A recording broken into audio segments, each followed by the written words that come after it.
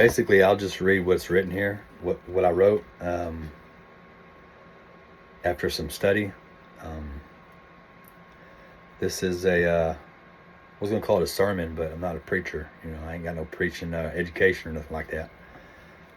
So I'll just read what I got here. When a nation leaks fire, to the sons of God, rise and listen. Men of God, hear this with sobriety and fire. Nations do not fall first by invasion. They fall by distraction. Borders collapse and discipline collapses. Economies fail after covenant order fails. Harvests are eaten by strangers after men abandon their post. This is an opinion, this is scripture. The personal gate is always first. For the lips of a strange woman drip honey, and her mouth is smoother than oil. Proverbs 5:3. This is not immorality alone. It is seduction as a system. Honey is pleasure without consequence, and oil, it is ease without effort. Nothing that destroys you approaches you with hostility, definitely not in the spiritual realm. At least not most of the time. Not that I've seen. It approaches comfortably in this stage. The enemy never starts with laws. It starts with your appetite. Before a nation loses laws, it loses its standards. Before standards fall, men stop guarding the gates. Before the gates fall, desire roams free. Lust is appetite without order. Wanting without boundaries. Pleasure without responsibility.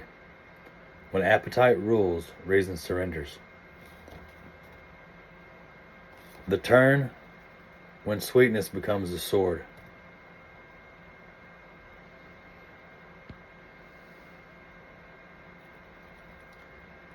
In the end, she is bitter as wormwood, sharp as a two-edged sword. Proverbs 5:4. What begins as freedom ends as bondage. What begins as choice ends as chains. What begins as progress ends as loss. This is where judgment, national judgment enters. A people whom you have not known shall eat the fruit of your land and all your labor. This is not immigration. This is inheritance transfer. When covenant order collapses, others consume what you built, benefit from your sacrifice, and rule what you were meant to steward. God does not curse randomly. He withdraws his protection. Connect the pattern, personal to national.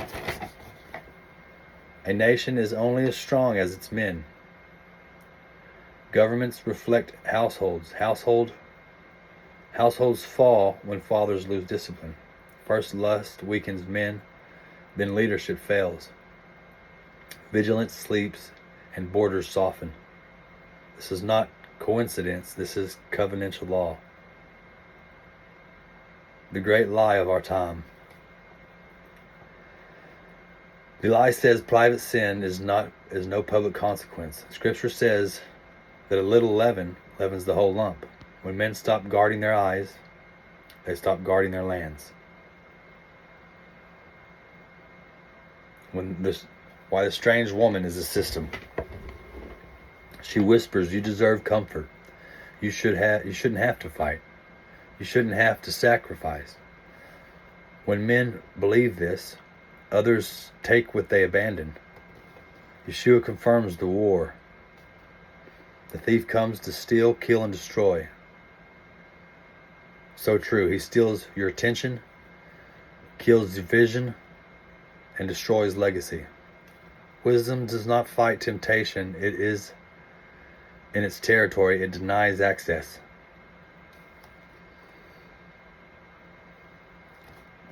This is a call to men, not to politics.